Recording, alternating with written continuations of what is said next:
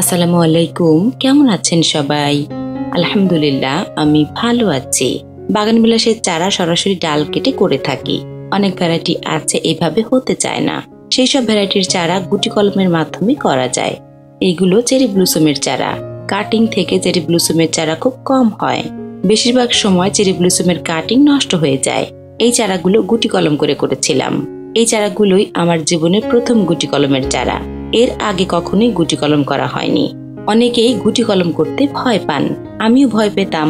যদি না পারি বা যদি না হয় তবে কি হবে, ডালটা হয়তো নষ্ট হবে, এমন অনেক কিছু মাথায় আসতো। আপনাদেরও সমস্ত ভয় আজকে দূর হয়ে যাবে ইনশাআল্লাহ। আপনাদের সমস্ত প্রশ্নের উত্তর যেন ঠিকঠাক ভাবে দিতে পারি, এজন্য আগে আমি নিজে শিখে নিয়েছি গুটি কলম করার সময় কখন। আমি প্রথম গুটি কলম করেছিলাম 5 ফেব্রুয়ারিতে।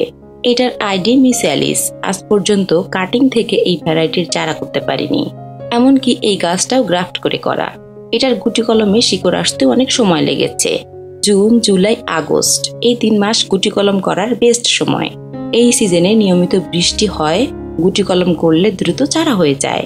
গুটি কলম করার জন্য মাটি কিভাবে রেডি করবেন? এখানে আছে 2 ভাগ বেলে দোআঁশ মাটি, 1 ভাগ ভার্মি কম্পোস্ট। ভার্মি কম্পোস্টের বদলে শুকনো গোবর সার বা জৈব সার নিতে পারেন। এর সাথে অল্প পরিমাণে ছত্রাকনাশক দিতে হবে। আমি সাব ব্যবহার করেছি। অল্প করে পানি ছিটিয়ে নিয়ে কাদা কাদা করে মেখে নিব। এমন ভাবে মেখে নিতে হবে কোনো মাটির দলা যেন না থাকে। এই যে দেখুন, এইভাবে মেখে নিয়েছি। মাটিটা খুব বেশি শক্ত হবে না, আবার অনেক নরমও হবে না। কলম করার জন্য কি কি লাগবে? এরকম একটা কাটার নিতে হবে। এটাকে গুটি কলম বা গ্রাফট কাটার বলা হয়।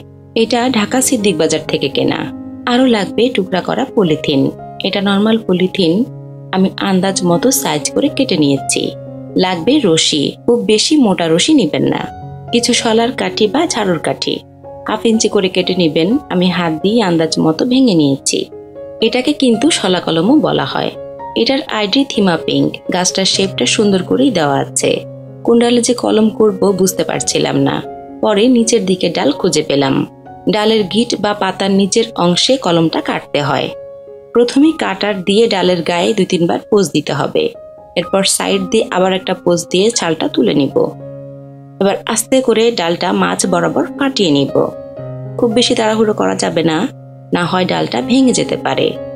এইবার কেটে রাখা শলা ডালের মাঝ বরাবর দিয়ে দিব। এরপর মাটি দিয়ে চতুর্দিকে ঢেকে দিব। খুব বেশি চিকন ডালে কলম করা যায় না, ডাল ভেঙে যাওয়ার সম্ভাবনা থাকে। একদম কুচি ডালেও কলম করা যাবে না। এই ডালটা পেন্সিল সাইজ। এইবার পলিটা উপরের দিকে ভালোভাবে বেঁধে দিতে হবে। মাঝখানে হালকা করে প্যাঁচ দিয়ে আবার নিচের দিকে টাইট করে বেঁধে দিবেন। হয়ে গেল গুটি কলম করা।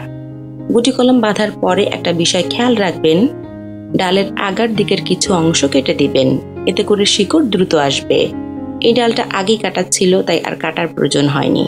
অনেকেই একটা ডালে অনেকগুলি গুটি বাঁধে, সেক্ষেত্রে আগার দিকে অল্প করে কেটে দিলেই হবে। আপনাদের সুবিধার জন্য আরো একটা ডালে কলম করে দেখাচ্ছি। গুটি কলম করার পরে অনেকেই ঝামেলায় পড়েন, গুটি শুকিয়ে যায়। তখন কি করবেন? গুটি শুকিয়ে গেলে ছোট সিরিঞ্জ দিয়ে গুটিগুলো ভিজিয়ে দিতে পারেন, তবে এই সিজনে সেটার প্রয়োজন হয় না।